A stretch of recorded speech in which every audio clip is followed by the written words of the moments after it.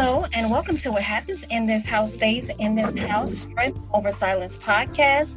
I am your host, Tammy Montgomery Dozier, and once again, thank you for listening. I am very excited about my guest this week. I'm going to say that it was a God meeting. I had just recently met this lady, and her story touched my soul. So I want you all to welcome Miss Carolyn Webb. And how are you doing today, Miss Webb? I'm doing fine. How are you today? I'm doing very well, very well. Wonderful. So getting started, just tell the people a little bit about yourself. Okay. As you said, my name is Carolyn Webb. I am a woman who once lived in 6 different types of an abuse for over 34 years. However, today I am an activist for domestic violence. I am also a licensed counselor for domestic violence. I am a licensed minister. I am a part of SOS, which is Sisters of Support, reaching out, supporting those sisters who need support. I am also the founder of Sister Help, and Sister Help is an individual personal situation that started with myself. Awesome. So let's talk about your story. Like, where did it all begin? You said you went through it 34 years ago. So where did it start? Well, basically, it started from being in the home with my parents, and so I had a father who didn't recognize that he was mentally, emotional, and psychologically, even verbally abusive. And so that's where the root of it began at. And then at the age of 15, I started dating a teenager who was 16. And that's when it got more personal. And it just led on from there and became a cycle for my life. So question for you. At that time, when 15, 16, you're young. So you had no clue about probably what you were about to get into with that. When did you recognize that, okay, that something isn't right? Did you recognize that early on and it was hard to get out of, or you stayed in? How did that process go? No, in reality, what I come to realize as I start going through my own healing process is that really it was a generational thing, because I had a grandmother who had lost her mother, I believe, I'm not for sure, but I think around the age of 12. And so my grandmother had 16 children and her husband was abusive to her. And so now I am in the house with my parents, growing up with my parents. And there are some things that I think my dad do to my mother, even though I didn't understand him. Now, I didn't see him ever hit my mother, but I did see the way he treated my mother. So it was like a reoccurrence of what I had saw. And so to my mind, I thought that as long as a man went to work and took care of his family, then he was a man. And so that's what I left home with at the age of 17. And leaving home at the age of 17, I was basically running from my father and the pain that I had grew up in the household in, even though it looked like a Cinderella house, the inside of it. So would you say that because you grew up, that was familiar to you, whatever's going on, even because I believe sometimes even verbal abuse is worse than physical abuse. Physical abuse can heal sometimes. Absolutely. Verbal goes on with you forever, for life. You find yourself and you still dealing with that same thing. So did you find that you started dating guys or being with guys that were familiar from the household? I was repeating a cycle. Okay. And what I really come to realize later on is that I had, like I said before, I had repeated my grandmother's and I had repeated my mother, because there was a certain way I thought a woman was supposed to act too now. Okay. Not just the man, but the woman too. And so I patternized what I realized later is I patternized the man similar to my father, and I patternized the woman, which was me, to my mother. And to come to find out that it was either one, that they were both wrong, so, and so stayed in a relationship with my 2 oldest father for 5 years in extremely, abusive, but how I got there with him is because I was going through fights at this time with older boys that was like 17, 18 years old. And I was 16 and I was 15 and there was no one to defend me because I had an older sister who had ran away from home, but I had a younger brother, which was 9 years younger than myself. So there was no one to offend me. And my father would always say, go out there and fight them. And because I was afraid of my father, I would go out and fight them and would just like really and truly get beat up. So there was nobody to save me. And so this boy who was my neighbor, which is my children's fathers to this day, said to them one day, stop hitting that girl. He became my lifesaver. But when I left home with him, he was an abuser. And he stayed at an abuser. And you say you was in that for about 5 years? Yeah.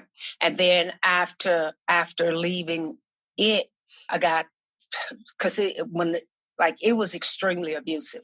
So then after I left it, I transitioned instantly, didn't wait at all. I transitioned into another relationship and got into that relationship. And one day I was talking to him and I felt this burning sensation in my face. Mm-hmm. And that was his hand. Well, I know what that felt like because I had went through that in the previous relationship. Mm. So I stayed in it about 3 years, maybe about 3 years and a half. Mm. Same abuse. Well, then I left that one about 3 years and a half, and I started dating a man who was 20 years older than me.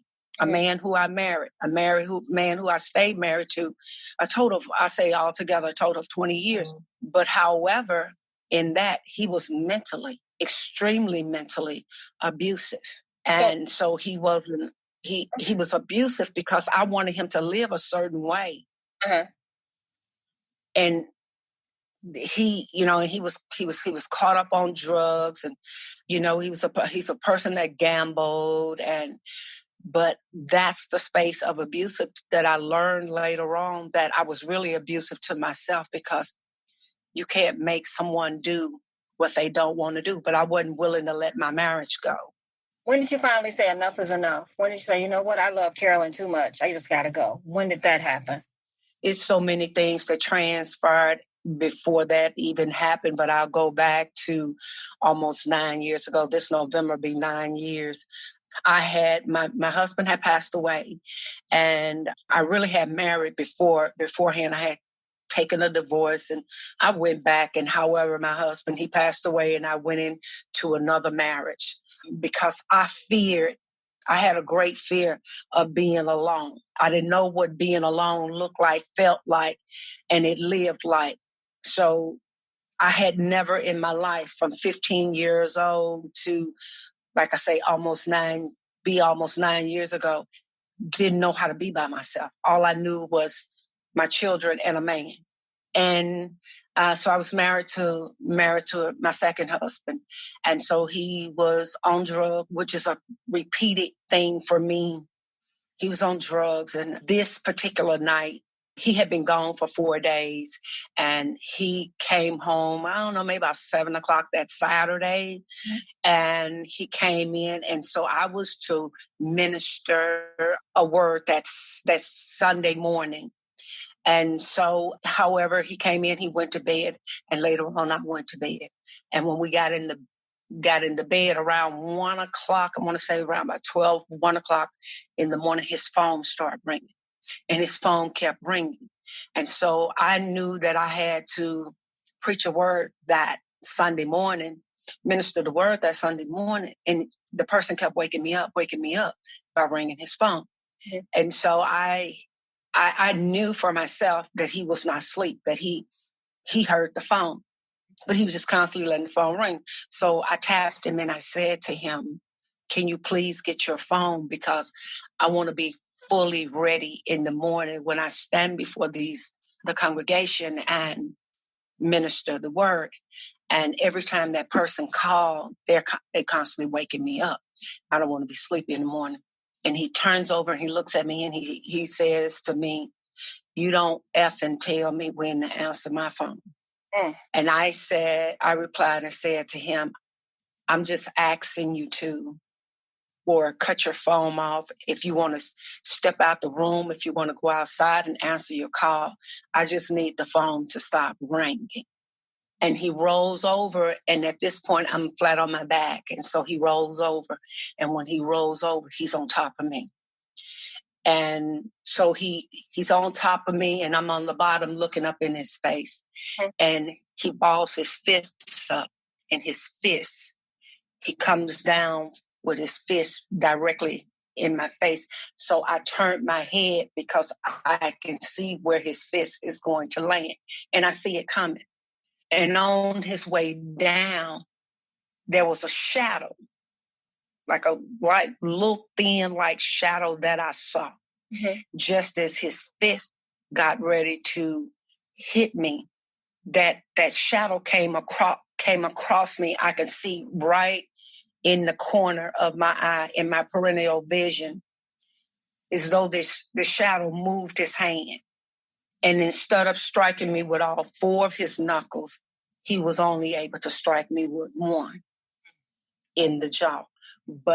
And it really, really shocked me because I didn't understand, okay, what was that for? So then he started shaking me, just like really shaking me a lot. But now I'm over the top angry because there's a lot of things done took place before that happened. And so now I'm at my peak. I really felt like I did not deserve that. And at this point, I'm really, really tired. And I get loose. And when you teach domestic violence, you always teach the woman never to stay in a closed room, never go in the bathroom, and absolutely not to the kitchen. And so as I get loose and all these things are going on in my mind, I got out of my bed in the mindset, I'm going to kill you.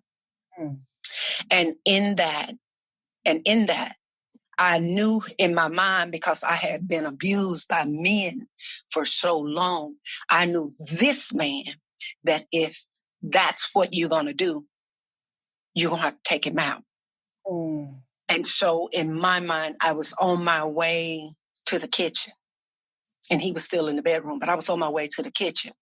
Another thing people don't realize, that abusive women they learn a technique, and so being abused for so long, I always had a technique that if I'm going to get you, I'm going to get you.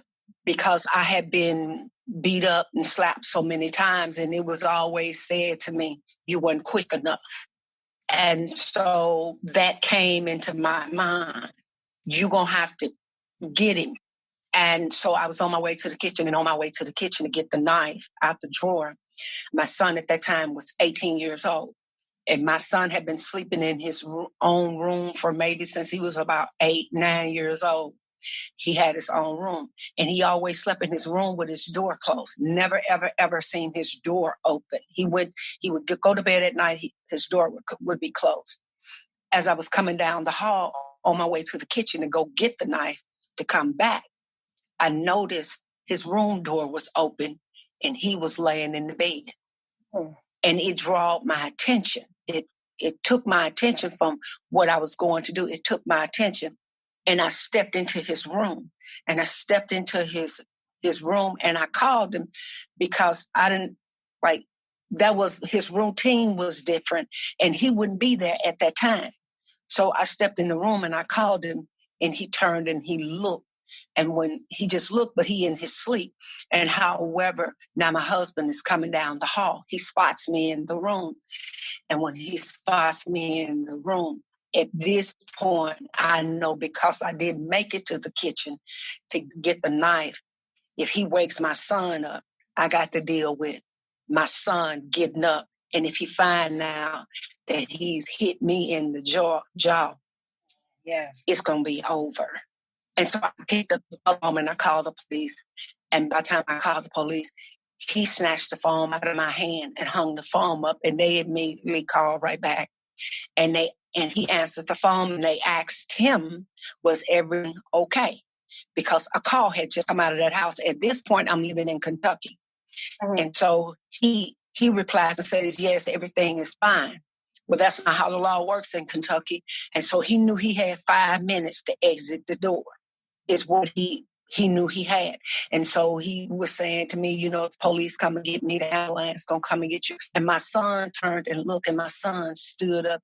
And so my son says to him, didn't I tell you not to touch my mother? I'm not a kid anymore. I'm a grown man. Now I'm in between him and my son, and I know where my son is mentally at. And so now I'm trying to keep my son from hurting him or him trying to hurt my son.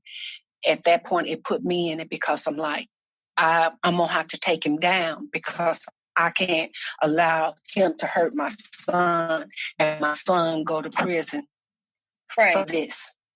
And so, and so things just, kept getting hyper and going on and on. And so he says to me, I'm going to leave because he realized it's 2 against 1. And so he makes his exit. And after he makes his exit, maybe 2 minutes later, the police knocked on the door and it went on from there. But from that happened, I knew that day. I had also, what I left out is that in the midst of coming down that hall too, I also saw in a vision bars, like a sail. I didn't know what that was then, but I realized later on, and this is just my thinking of it. If I would have stabbed him, I would have stabbed him for everything from a little girl all the way up to the age of 48 years old. Is what I believe I would have done, because I would have hurt him for every slap, every kick, every choke, every telephone cord, every, just everything that a man had did to hurt me and others. He would have took that. And so that led me to believe that if I'd have stabbed him once, I would have never stopped. Sure. And that could have easily had led me to death row. I tell people when I speak to them, I believe it was death row, and I believe it was death row because I believe it would have been a heinous crime what I would have committed. By the time you got finished, yes. Yeah, that's how I believe, because I was mentally, emotionally, and psychologically, I was just all messed up, and I was tired. I was tired of being treated that way. And he was about to pay the price for not only the mistreatment he had did, but for the mistreatment that everybody else in my life had did. Because at this point, I'm really, really destroyed. And I really kept trying to do things so he can go. And I had said to my son, as soon as I get a job, we're going to drive to Chicago. I'm going to lure him to Chicago in my car. I'm going to take him back. I want you to put his stuff in his car, and I want you to drive his car, park it where I tell you to park it. I had did this about a month prior because I was like, I want him to go. And I realized then that if he had not came, what I would have did, but would have really made my son accessory to whatever I had done to him. That is something that is amazing. I'm glad that you are out of it. But, earlier you had said something about there were 6 type of abuses that you had. What are the 6 type of abuses that you had gone? Okay. The abuse that I've suffered is verbal, physical, mental, psychological, spiritual, and physical. Wow. Now, did anybody else know about what you were going through, or did you share that with other people, or that was something that you kept to yourself? You kept secret? I kept it a secret, but I felt like there were a few who knew it. There were some, because I had his daughter in the house with me. And I remember his daughter saying to me prior, this is when we was in Chicago, I remember his daughter said to me, he might not hit you today, and he might not hit you next week or next month, but he's going to hit you again. Oh, wow. So there were people who knew it, but didn't know it to the extent in which I was hiding it. Okay. Because my level of hiding it was greater than, was more deeper than what they could see. And so, and then too, another thing, it switched, it's like the abuse switched gears. I had fought so much younger and, you know, in the abuse, you know, trying to keep my children's father on me, to own the way I gave up and just would let the abuse happen. So then I married and even though my husband wasn't physically abusing me, he was mentally abusing me. And when I come out of it, now I'm in my second marriage. And so he thought that I wouldn't hit him back because I was afraid of him. Mm-hmm. He didn't know that it had switched gears. No, I'm not hitting you back, because if I ever hit you, you're gonna meet a person you don't know, you ain't never been introduced to her. Had you ever though gone there and at all here, you know, within your relationships, had you ever gone there with any of the guys? Gone, like, okay, say gone where what do you? Like you just one day you just snapped off or whatever and say, I don't care what happens. Had you ever just done that to any of the men? Where you just couldn't take I had did that in my younger years when I was with my children's father. Okay. I had did it then. But anything prior to that, I had not. And like I said, in my last marriage, I was just sick and tired of being sick and tired.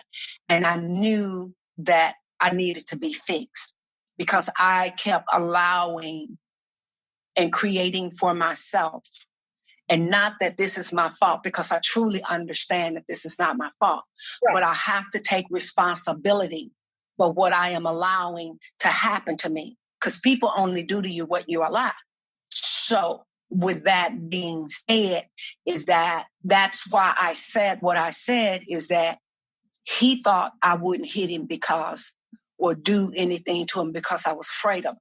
No, it wasn't that. That part of it was over. Mm-hmm. I wasn't hitting you because I had spent all these years into an abusive relationship. I had so much torn scars and in the inside. I knew that if I had done that I was going to seriously hurt you, because you were the type of person, in order for me to survive, I was going to have to take you out. That's the person you were. Mm-hmm. Also, he met a saved woman. He married a saved woman. So he didn't know anything about the old Carolyn. He only knew the saved woman. Okay. And at this point, I'm trying to survive the thoughts of suicide. Mm-hmm. So I'm like really, really turning my life to God, because I got 3 sons and I got a suicidal mind. And so I'm trying to stick and do as close to God as I can do to stay alive, not even for me, but for my son. So when did you begin? So when you got out of that, where did you start with your process of healing? When you got out of that, what did you begin to do? Right? When I got out of that, I slept for about 2 weeks. Okay. 2 weeks straight, like just get up and shower, and I went back to bed, because like you don't know what you're in until you get out. Right. You don't know the damage until you get out. As you continue to get out, you realize more and more and more how severe the damage really is.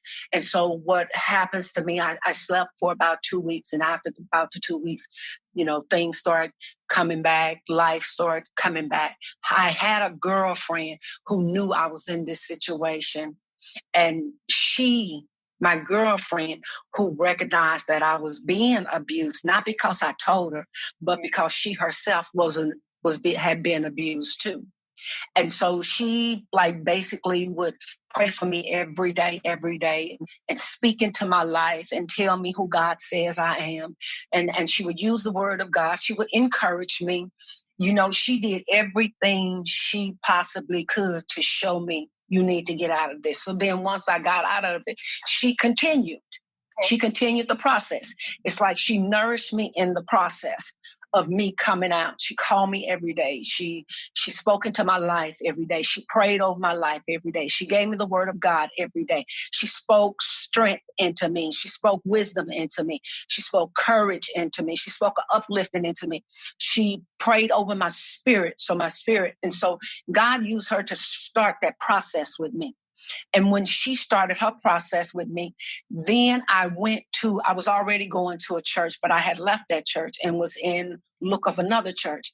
And I ran into another church, which is called Christ Temple Apostolic Church. And I met District Elder Anthony E. Walton and First Lady Walton and the Christ Temple family, which is an apostolic church. Mm-hmm. And they dealt with things in the spirit realm.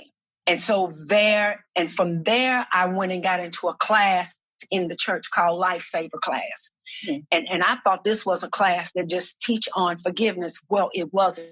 It was a class that helped you deal with your pain and deal with your hurt and to help you see things and just a numerous of things that help you become a better person. Mm-hmm. So between the church and my girlfriend that I had not seen in 17 years, they started the ball to rolling. And I just continue. And so I'm still on the journey, continuing. Beautiful. So I know you mentioned about your girlfriend. Is that where you started your Sister Help? Okay, Sister Help is a group that was organized by me because I was the sister who needed the help. Mm-hmm. I was talking to different individuals. I was in fellowship with women in the church, women outside of the church, my family, but I was start slipping into depression and anxieties and all these things that was going on in my life. But me being a minister and teaching Sunday school and preaching on Sunday morning, I tried to make it look some type of way. However, going through it is, like I said, my girlfriend I had not seen in 17 years. Someone asked me for my number to give to her, and that's how she contacted me. I just ran into him over a mistake. I didn't even know the person and found out they were kin to me. So that's how that happened. And she started talking to me. And so out of everybody I had been around, nobody was able to identify what position I was in, what I was going through. They didn't see it. Mm-hmm. And so she was living in Arkansas and I was living in Kentucky. And as she and I would talk, she said to me one day, this is how she said it. She said to me, "Sis, you deserve better than that." And I go, "What?" She says, "That's not how God wants you to be treated." And I'm like, "What are you talking about?" And she said, "Carolyn, God don't want you to be mistreated. He loves you." Wow. That's how the conversation began. And because I knew her so well, I instantly knew. I didn't get defensive. I didn't get upset. I didn't get mad at her. I received it. I instantly received what she told me. It was like an anointing had come off of her. It was like she was speaking profound and prophetic to me, that it was directly designed for me. And I began to cry because I knew it was God. That is wonderful. And she recognized it just by talking to me. And I said to her, "Sister," in all my tears, like my shirt was filled with tears, I said to her, for the first time, to no woman I've ever spoke this, I said, "Sister, I need help." And she said, "I know, Carolyn." So at that point, and that's what started. That's beautiful. That is wonderful. So my question to you is this: like, you know people that are in this situation and they may not want to talk about it, and you know that they're being abused. Would you say that is it okay to get involved, or you had to let them find their own way? Because I've known of people that have gotten involved in other people's situation, and they've gone, it escalated for them going to the police and, trying to get them out of there. And then the person goes back. What should the family member or friend do? Because you don't want to see them like that, but then, they go back to it. Is it something that we can do, or is it something that they have to work through? I tell people all the time, I tell women all the time, God has no prospective person. When you get ready to go, see, when she spoke that to me, I was really ready. I was ready. I was ready to go. I wanted out, but feared to get out. Okay. Didn't know how to get out. So see, when you being abused by someone, there's a level of fear that comes with it. And all the fear does not come from him. A lot of fear comes from a manifestation that was planted early on. So like my father was an abuser. I was afraid of my father. He is what really led me out of the house being at 17. So I needed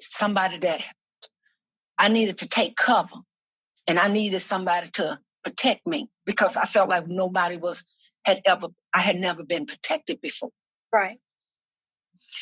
So people I'll tell you how I move. I'll put it like that. When it comes to abusive women, first of all, I say to myself, I examine her conversation to see if she's ready. Okay. And if she's not ready, because it don't take me long to talk to you to find out if you're ready or not. Mm-hmm. So I examine her to see if she's ready. And if I realize that she's not ready, then I allow patience to kick in. And in that, I build relationship. Okay. Because building relationship builds a trust. And when she trusts you, you can get her to even understand a piece at a time until she is capable of putting the whole entire puzzle together. Okay, I get that. Mm-hmm. And that's good to know, because I think sometimes people on the outside looking in, you're trying to help and say, well, come on, I'm here, but we're not understanding the whole piece. And many times people are judging from the outside looking in. Absolutely. There's a whole story behind whatever is going on. So that is a really good thing to know, that befriend them and don't get mad at them because they're in it, because there's something more going on than you are, than I could ever, imagine. So you just have to be there and just wait. So, yeah, I thank you for that. The reason why I never told my families to the extent in which I was going through was because of shame, embarrassment, and wanting to make it look like it was something that it was not. So if I knew that if I told anybody that they would speak down on me, I knew I would be stupid and you crazy and that don't make no sense and you must want to get beat up. Or you let somebody treat you like that and they dogging you. So, we just use all kind of words to describe the woman. And that's 90% of why she don't come out and speak her truth. That's true. And so like I tell women all the time, because I'm a motivational speaker too. I left that out. In my motivational speaking, as I encourage women and lift women up, I never speak from a seat I've never sat in before. Mm-hmm. You can't speak from a seat and be effective enough to draw her out when she can't understand. You know what? She been through this. That's why God sent my friend. Mm-hmm. He sent my friend because she would get beat up this Friday and Saturday, and I would comfort her tears and wipe her tears because we was living in the same building. She lived on the 3rd floor. I lived on the 2nd floor. Mm-hmm. And so the next weekend, she would get beat up. I would comfort her tears. So this weekend would be my turn. Next week would be her turn. After them 17 years and we got back in contact, I knew that I was speaking to a woman who had lived this too for many years. And she understood my pain. So I know that you do work and you do hotlines. Tell us about the hotline that you're working on, just in case somebody's listening and maybe they want to reach out. What is the hotline? What is the organization? It's Sarah's Inn. It's based in Forest Park, and there's a hotline number, and the hotline number is 708-836-4225. Now, Sarah Inn is not a replacement where you can go into housing. Okay. But what Sarah Inn does is that it gives you the counseling and every tool you need except for housing.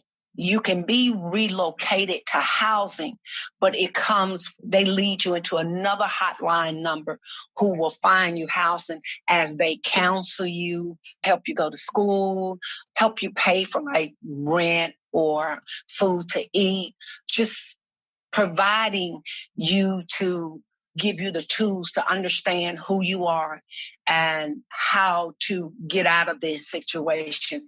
And if you choose to stay in, because they don't tell you to get out. So if you choose to stay in, then they teach you techniques and because the abuse is like a clock. It takes the same clock, and so from 1 to 3, he get fidgety, and from 3 to 6, he starts speaking the abusive words, and then from 6 to 9, he strikes. From 9 to 12, he begs. And so it's like a repeating cycle. So they teach you how to maneuver and how to work through that until you make up your mind. I'm ready to go. So, Ms. Carolyn, what do you want? You have the floor. What do you want to speak into somebody's life right now? If there's a woman out there that's going through this, what do you want to say to them? I want to say to her, know your worth. It's important. It should be number one on your list to know your worth. Because when you know your worth, it allows you to set the bar above where it's supposed to be. And so when you know your worth, you won't settle for what's less or what's greater, what's less than greater than what you are trying to achieve. Knowing your worth give you an expectation for your life. You have to know who you are. Because when you don't, and it's negative, you stay in the same facility in your mind. And so our mind plays a big part. For many reasons we don't go, whether it's financial, worrying about the children being separated from the father. There's a lot of reasons why women don't go. But I urge you not to be afraid. You step out there. And I can only speak for myself, and I'll say it to you like this, because I don't want to be personal with my belief, but I want to just say there's a greater power other than you. And if you look onto that, there's something on the other side of that that'll lead you, and you'll keep going, and you'll keep going, and you'll keep going. And here's the thing, coming out, it's like being in a foreign country that you don't know anything about. It's easy to stay in, and it's easy to stay in for whatever the reason why you stay in. And so because it's not comfortable, you just have learned to adapt to that way of living. And your mind has caused you to think that there's no way out for you. But there is. There's absolutely a way out for you.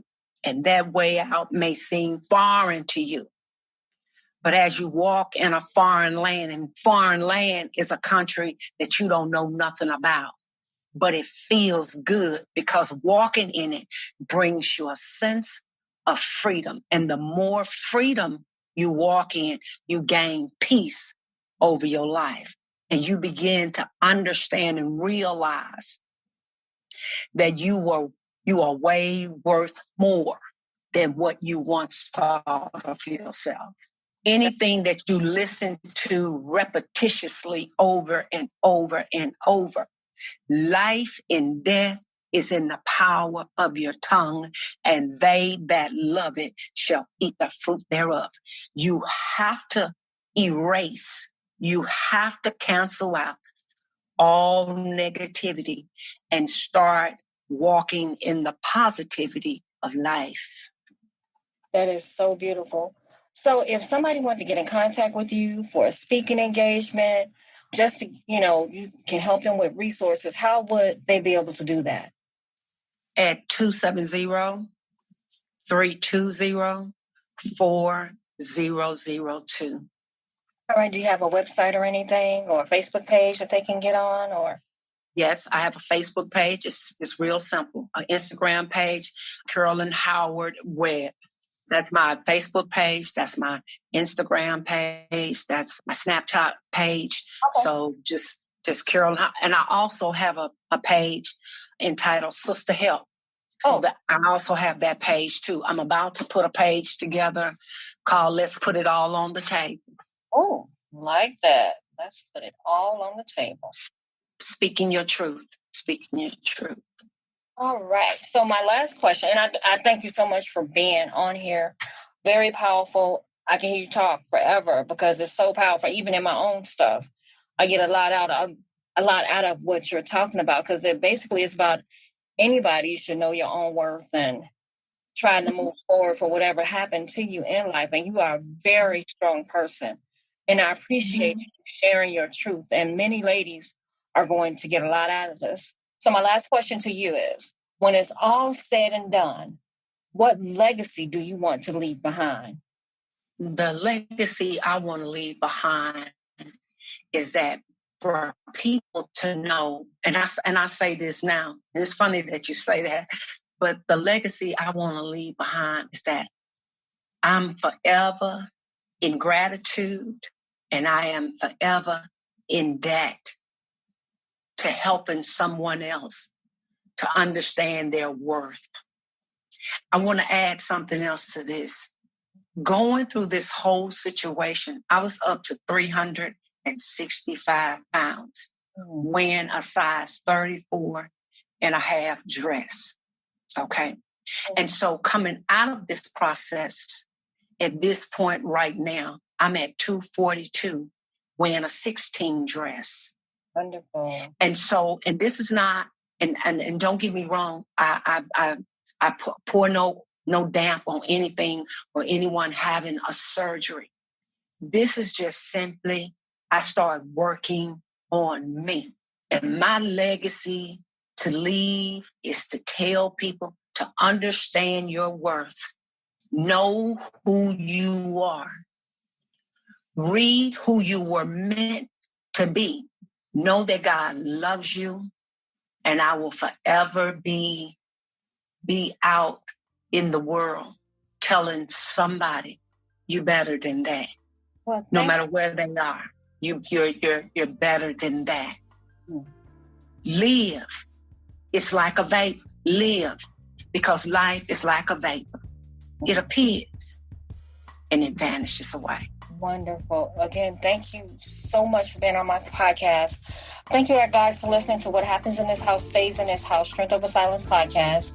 I'm your host, Tammy Montgomery Dozier.